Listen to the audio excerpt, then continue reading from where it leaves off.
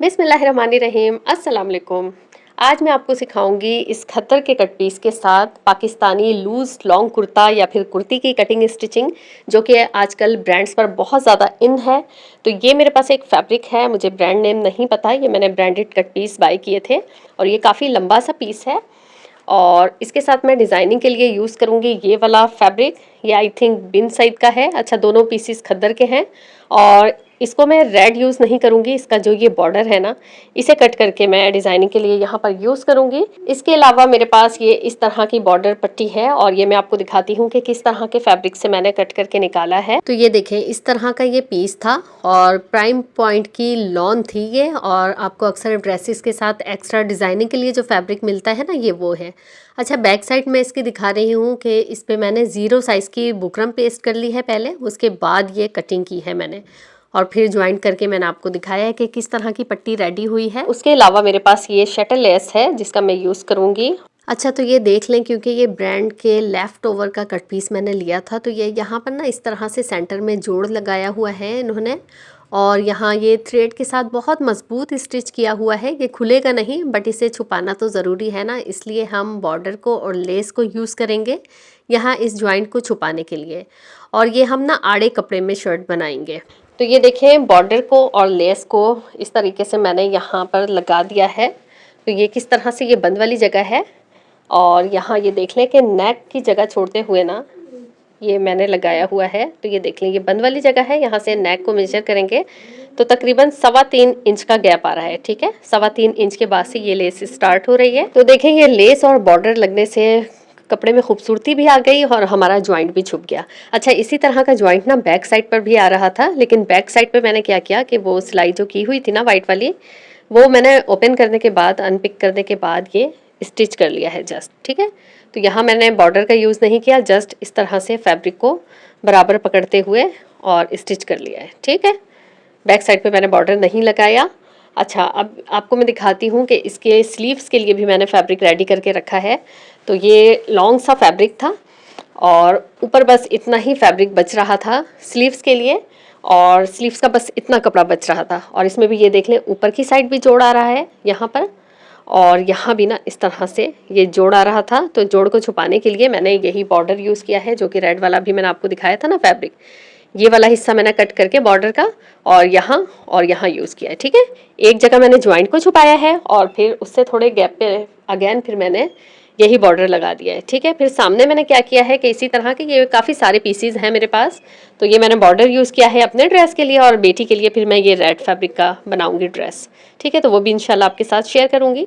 तो ये पूरा का पूरा बॉर्डर मैंने सामने लगा दिया है। अच्छा, स्लीव्स जो है ना आड़े कपड़े में रेडी हुई है और हमारी शर्ट भी आड़े कपड़े में ही रेडी होगी। तो ये देख लें, जो ये किनारी वाली साइड है ना, जो कि फैब्रिक की किनारी निकली हुई होती है, इसे मैंने ऐसे ही छोड़ दिया है क्योंकि ये आजकल थ्रेड निकाल के फैशन भी चल रहा है डिज़ाइनिंग का इस तरह से। और ये फैब्रिक मैं आपको दिखा दूं कि ये देख लें, किनारी वाली जगह ना ऊपर आ रही है, यहीं से हमने आर्म होल वगैरह की शोल्डर की ड्राफ्टिंग करनी है और किनारी यहाँ आ रही है। क्योंकि मेरे पास ये लेंथ में कम था फैब्रिक और चौड़ाई इसकी अच्छी खासी थी, तो मैंने इसको आड़ा करके बनाया है, यानी लंबाई को चौड़ाई में लिया है और चौड़ाई को लंबाई में लिया है। और ये यहाँ देख लें, क्योंकि ये ब्रांड का लेफ्ट ओवर है ना, तो ये इस तरह से इसमें कुछ डिफेक्ट भी है और ये इस तरह से लिखा हुआ भी आ रहा है, लेकिन ये हमारा आर्म होल की कटिंग में निकल जाएगा। तो अब ये देखें, यहाँ पे 2 पीस रखे हुए हैं, एक फ्रंट के लिए और एक बैक के लिए। ठीक है, दोनों डबल फोल्ड में है, ये बंद वाली जगह है और ये ओपन वाली जगह है। अच्छी तरह से सेंटर में यहाँ बंद वाली जगह पे मैंने क्रीज बैठा दी है। अब फैब्रिक की विद आप देख लें, तो विद यहाँ पर फैब्रिक की 15 इंच है और लेंथ मैंने टोटल शर्ट की रखनी है 46। ठीक है, जिस ब्रांड की मैंने कॉपी की है उनकी भी 46 ही थी, स्मॉल की भी, मीडियम की भी, लार्ज की भी। ठीक है, और यहाँ पे मैंने 3 इंच फैब्रिक ज़्यादा रखा है लंबाई में। ठीक है, आप 2 इंच भी ज़्यादा रख सकते हैं, मैंने 3 इंच ज़्यादा रखा है कि 46 से थोड़ी और लंबी भी हो गई तो अच्छी रहेगी। ठीक है, अब यहाँ ड्राफ्टिंग करेंगे हम स्टार्ट। तो सबसे पहले, अच्छा, ये किनारी वाली साइड है और ये किनारी मैंने कट नहीं की है, हम कटिंग में ही इसे ले लेंगे। तो ये देख लें, इस तरह से यहाँ सबसे पहले हम 1.5 इंच पे एक मार्क करेंगे इस तरह से। ठीक है, 1.5 इंच पे हमने मार्क किया। नॉर्मली हम 1 इंच पे मार्किंग करते हैं ना, लेकिन यहाँ हम सबसे पहले 1.5 इंच पे मार्किंग करेंगे और उसके बाद इस मार्किंग को मिला देंगे इधर नेक वाली मार्किंग के साथ। तो नेक यहाँ पर देख लें कि 3.25 इंच का रखा है, तो यहाँ मार्किंग की ज़रूरत नहीं है, 3.25 ये लेस के पास ही आ रहा है, ठीक है। तो यहाँ मैं क्या करूँगी, एक स्केल की हेल्प लूँगी और इस तरह से इस वाली मार्किंग को ऊपर मिला दूँगी, ठीक, इस तरह से। अब हम इस तरह से यहाँ पर लेंगे शोल्डर की मार्किंग। तो यहाँ बंद वाली जगह से हमने इधर तक लेनी है शोल्डर की मार्किंग। तो यहाँ 7.5 मैंने शोल्डर लेना है, 15 इंच का तैयार शोल्डर चाहिए, और 7.5 मैंने तैयार शोल्डर लेना है, तो हाफ इंच में मज़ीद बढ़ाऊंगी तो 8 इंच पर यहाँ मैं शोल्डर के लिए मार्किंग कर दूँगी, ठीक है। हाफ इंच हमारा सिलाई में चला जाएगा। जो भी आपका शोल्डर का साइज़ होना उससे आप हाफ इंच ज़्यादा ले सकते हैं, ठीक है। तो यहाँ मैं मार्किंग जो भी कर रही हूँ मीडियम साइज़ के हिसाब से कर रही हूँ, और मैं आपको लार्ज और स्मॉल के बारे में भी गाइड कर दूँगी। तो इस तरह से हमने यहाँ मार्क कर लिया है शोल्डर के लिए। अब ये जो शोल्डर की मार्किंग की है, यहीं से हम आर्म होल के लिए मार्किंग करेंगे। इंच टेप को हमने ऊपर नहीं रखना, जहाँ से ये तिरछी लाइन लगी हुई है ना, यहाँ से हमने इंच टेप को रखना है और यहाँ लगाना है 9 इंच पे एक मार्क, ठीक है। लूज़ कुर्ती में हमने आर्म होल थोड़ा ज़्यादा लेना होता है, ठीक है। नॉर्मली हम शोल्डर के हिसाब से हाफ इंच बढ़ा कर लेते हैं ना, यहाँ हमने 1 इंच बढ़ा कर लिया है, ठीक। तो इस तरह से 9 इंच पर हमने यहाँ मार्क लगाया है, इस तरह से।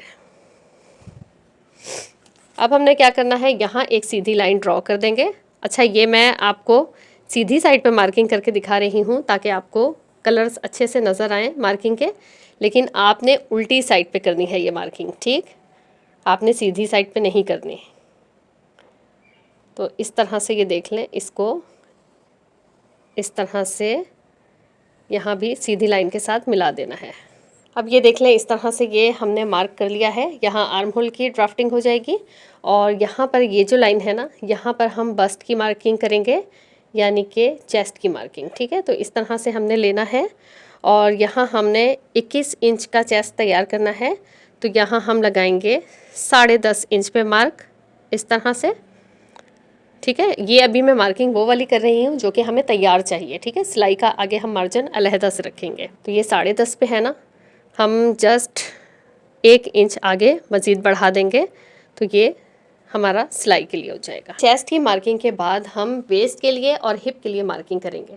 तो यहाँ देख लें, जो तिरछी लाइन मैंने शोल्डर की लगाई हुई है ना, यहाँ इंच टेप को रखा है इस तरीके से, और यहाँ 22 इंच पर एक मार्क कर दिया है इस तरह से हिप के लिए, ठीक है। ये 22 इंच पर मैंने मार्क किया है, ये हिप का हो गया।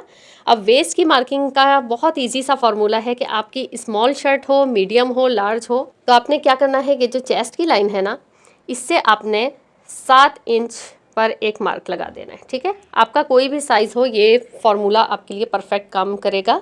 जो आर्म होल की ये वाली लाइन या चेस्ट की लाइन जिसे आप कह लें, यहाँ से लेकर 7 इंच तक एक मार्क लगा लेंगे। अब इस तरह से इन दोनों लाइंस को सीधा कर लेंगे। जिस तरह हमने यहाँ लाइन लगाई है ना, ये हिप वाली लाइन को भी हम इस तरह सीधा कर लेंगे। अब ये देख लें, ये 2 लाइंस हमने लगा ली। तो अब यहाँ पर एक ट्विस्ट है। नॉर्मली क्या होता है कि अगर हम फिटिंग वाली शर्ट बनाते हैं ना, तो हमारा जो चेस्ट का साइज़ है उससे वेस्ट का साइज़ कम होता है, ठीक है, हमेशा। लेकिन ये लूज़ कुर्ती है ना, लूज़ कुर्ती में हमने क्या करना है कि जो भी हमारा चेस्ट का साइज़ है ना, चेस्ट या बस्ट, तो उससे 1 इंच बढ़ा कर अपने वेस्ट लाइन लेनी है, ठीक है। तो यहाँ मिसाल के तौर पे मैंने 10.5 पे निशान लगाया है ना बस्ट का, जो मुझे तैयार चाहिए। तो यहाँ मैं क्या करूँगी, 1 इंच बढ़ाकर 11.5 पर मैं यहाँ मार्क कर लूँगी, यानी कि 11.5 पर, और इसी से 1 इंच आगे मैं एक्स्ट्रा मार्जिन ले लूँगी। अब यहाँ नेक्स्ट मार्किंग हम करेंगे हिप के लिए। तो हिप मुझे तैयार चाहिए 25, तो यहाँ हम उसका हाफ कर लेंगे इस तरह से। तैयार मुझे चाहिए 25, तो 25 का हाफ जो है वो होगा 12.5, इस तरह से। और आगे हम 1 इंच यहाँ भी बढ़ता हुआ रखेंगे। अब इन सारी लाइंस को हम स्केल की हेल्प से मिला देंगे इस तरह से। ये मिलाया और इसको इस तरह से इधर मिला देंगे। तो देखें, कुछ इस तरह से हमारी मार्किंग हो गई है। अब जो एक्स्ट्रा मार्जिन था ना, उसे भी हमने इस तरह से ड्रॉ कर देना है। इस तरह से। अब हम नीचे दामन के लिए मार्किंग करेंगे। तो दामन की मार्किंग के लिए हमने जो भी हिप का साइज़ लिया है ना, उससे 1 इंच बढ़ा कर लेना है, ठीक है। जो भी आपके हिप का साइज़ हो उससे 1 इंच बढ़ाना है। तो यहाँ देखिए 25 इंच का मैंने हिप साइज़ लिया है ना, तो यहाँ 12.5 पे मैंने मार्किंग की है। तो अब हम नीचे दामन के लिए 13.5 पे मार्किंग करेंगे, ठीक है। तो इस तरह से ये देख लें कि ये मैंने साइजिंग की इस तरह से नीचे, और यहाँ 13.5 पे इस तरह से मार्क कर दिया, ठीक। अब इस मार्किंग को हिप वाली मार्किंग के साथ मिला देना है।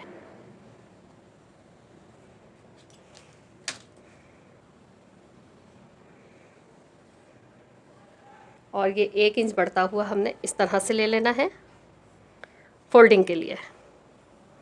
अब हम आर्म होल के लिए मार्किंग करेंगे।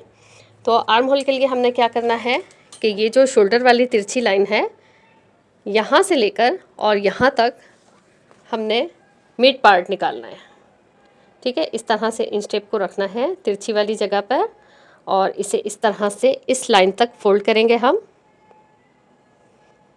और ये सेंटर पॉइंट निकाल देंगे इस तरह से। अब एक मार्क हमने यहाँ किया है। अब ये जो कॉर्नर है ना, यहाँ से बाहर की तरफ हमने 1 इंच पे एक मार्क करना है, ठीक है। इस तरह से तिरछा, ठीक। अब ये जो मार्क किया है हमने, यहीं से हमने कर्व देना है बैक आर्म होल के लिए। तो हम इस तरह से इसे लेकर जाएंगे इस लाइन को टच करते हुए, और यहाँ हम बैक आर्म होल की मार्किंग कर लेंगे। अच्छा, ये कर्व बनाने में अगर आपको परेशानी होती है ना, तो आप फ्रेंच कर्व एक ख़रीद लें, बहुत सस्ता आता है स्केल इस तरह का कर्व वाला, तो उससे बड़ा इजी हो जाएगा आपके लिए ये कर्व बनाना अगर आप बिगनर्स हैं। अच्छा, अब ये जो मार्किंग हमने की है ये बैक आर्म होल के लिए है। अब हम करेंगे फ्रंट आर्म होल के लिए मार्किंग। तो उसके लिए ये देख लें कि ये जो एक कॉर्नर था, यहाँ से हमने लाइन लगाई थी बैक आर्म होल के लिए। अब ये एक मज़ीद कॉर्नर है।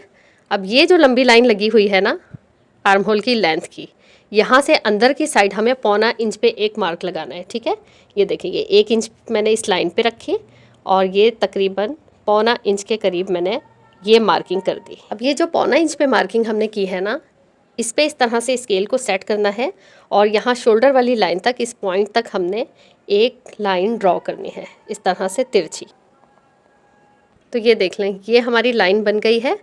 अब ये हमारे पास एक नया कॉर्नर बन गया है, ठीक है। अब यहाँ से ऊपर की तरफ भी 1 इंच पे एक मार्क लगाएंगे, ठीक है। ये मैं आपको नाप के भी दिखा देती हूँ। ये देखें, इस तरह से 1 इंच पे यहाँ एक मार्क किया।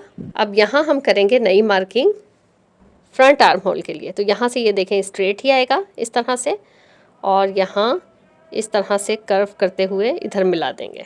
जो न्यू कर्व बना है ना, ये हमारा फ्रंट के लिए, ठीक है। ये फ्रंट के लिए हो गया और ये बैक के लिए हो गया। मार्किंग हमारी कंप्लीट हो चुकी है। अब इसी के मुताबिक अब हम कटिंग कर देंगे। तो सबसे पहले मैं शोल्डर की कटिंग कर रही हूँ, ठीक है। नेक लाइन के पास आकर रुक जाना है। अब हम आर्म होल कट करेंगे। तो पहले बैक आर्म होल की कटिंग करेंगे, चारों पीस एक साथ रखते हुए। अब ये साइड की कटिंग कर रही हूँ मैं। उसके बाद फ्रंट के आर्म होल की ना हम अलहदा से कटिंग करेंगे, 2 पीस ऊपर के उठा के, ठीक है। तो यहाँ ये देख लें, अब 2 पीस मैंने ऊपर वाले उठाए। ये फ्रंट आर्म होल की अब मैं कटिंग कर रही हूँ, जो कि थोड़ी डीप कटिंग है। तो ये देख लें, इस तरह से हमारा ये सेट हो गया। अब बाकी की कटिंग भी हम कर लेंगे। तो नीचे ये दामन की कटिंग भी मैंने कर ली है इस तरीके से। तो देख लें, शर्ट की कटिंग कंप्लीट हो गई है, और अब हम इसकी स्लीव्स कट करेंगे। स्लीव्स के लिए ये मैंने 4 फोल्ड में फैब्रिक रखा हुआ है, और इसकी लेंथ आप देख लें, ये 20 इंच है इसकी लंबाई। अगर मेरे पास ज़्यादा फैब्रिक होता तो मैं इससे भी ज़्यादा रखती, मैं तकरीबन 22 या 23 इंच की स्लीव्स रखती, लेकिन मेरे पास क्योंकि फैब्रिक कम था तो इसलिए मैंने इतना ही लिया है। अब इसकी चौड़ाई देख लें, ये 10.5 है, 10.5 से 1-2 पॉइंट ज़्यादा है, ठीक है। हमने आर्म होल की लेंथ जो ली थी वो 9 इंच ली थी, और आपके पास तकरीबन 1.5 से 2 इंच फैब्रिक यहाँ ज़्यादा होना चाहिए चौड़ाई में, ठीक है। तो यहाँ पर मेरे पास 1.5 इंच फैब्रिक ज़्यादा है। अब यहाँ इस तरह से नीचे की साइड, ये जो ओपन वाली जगह है ना, यहाँ पे 3 इंच पे हमने इस तरह से मार्क लगाना है, और इस 3 इंच वाले मार्क को यहाँ कॉर्नर तक तिरछी लाइन के साथ मिला देना है। इस तरह से हमने स्केल को सेट करना है, और इस तरह से ये लाइन हम ड्रॉ कर देंगे ऊपर तक, ठीक है। तो यहाँ एक लाइन इस तरह से ड्रॉ हो गई है तिरछी। अब हमने क्या करना है कि ये देख लें, इस तरह से इंच टेप को रखना है यहाँ तक और इस तरह से इसे फोल्ड करना है। ठीक है, फोल्ड करने के बाद यहाँ हम एक मार्क लगाएंगे। तो ये हमारा जितना भी हिस्सा है ना, ये 2 पार्ट में डिवाइड हो गया। अब इसके बाद मज़ीद क्या करना है कि यहाँ इस मार्क पे जो हमने अभी सेंटर पे लगाया है, यहाँ से लेकर अगेन यहाँ तक फोल्ड करना है और फिर यहाँ भी एक मार्किंग करनी है इस तरह से। अब इस मिड पे जो मार्क है, यहाँ से लेकर ऊपर तक भी फोल्ड करके और हमने इसका भी हाफ पार्ट निकाल लेना है। इस तरह से हमने रखा और इस तरह से इस लाइन तक इंच टेप को रखा और इस तरह से यहाँ भी लाइन ड्रॉ कर दी। तो हमारा ये जितना भी पार्ट है ना, इसको हमने 4 हिस्सों में डिवाइड कर दिया है, 1 2 3 4। ठीक है, अब ये सेंटर वाला जो मार्क है ना, इसे हमने कुछ नहीं करना, यहाँ क्रॉस लगा दिया है मैंने। अब ये वाले मार्क पे क्या करना है, बाहर की साइड ½ इंच पे एक मार्क लगाऊंगी मैं इस तरीके से, और ये जो लास्ट वाला मार्क है इसके अंदर की साइड ½ इंच पे मार्क रहेगा। ठीक है, अब क्या करना है, इन्हीं लाइंस को मिलाते हुए ना हमने एक कर्व शेप देनी है। तो यहाँ से लेकर यहाँ तक का हिस्सा ना इसी तरह स्ट्रेट रहेगा। ठीक, यहाँ हमने मार्क नहीं करना।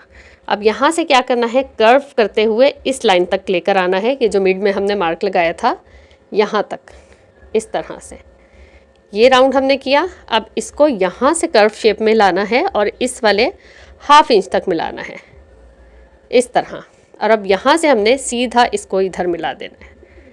तो देखा कितना अच्छा सा कर्व हमारा ये तैयार हो गया इस तरह से। ठीक, तो ये हमारे फ्रंट के लिए हो गया, और बैक के लिए ये जो लाइन है ना, इसी को हम यूँ सीधा लेकर आएंगे और यहाँ ½ इंच पे मार्क करके आप चाहें तो इस तरह से मार्क कर दें। ठीक, तो ये हमारी फ्रंट की मार्किंग हो जाएगी और ये बैक की हो जाएगी।